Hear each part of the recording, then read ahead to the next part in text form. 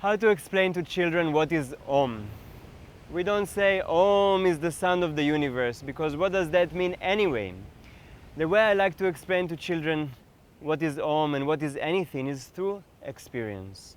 So Om is so amazing, Om is so awesome, because Om is a special sound that massages us from the inside.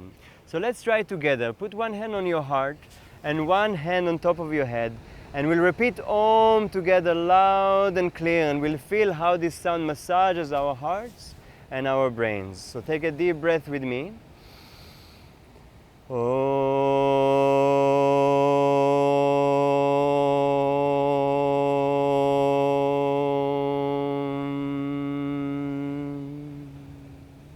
Let's do it one more time together, closing your eyes, especially emphasize the at the end, feeling the massage from the inside.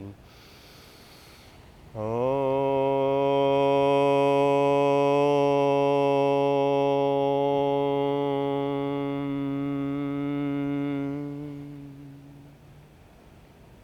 now all massaged, all juiced up from the inside.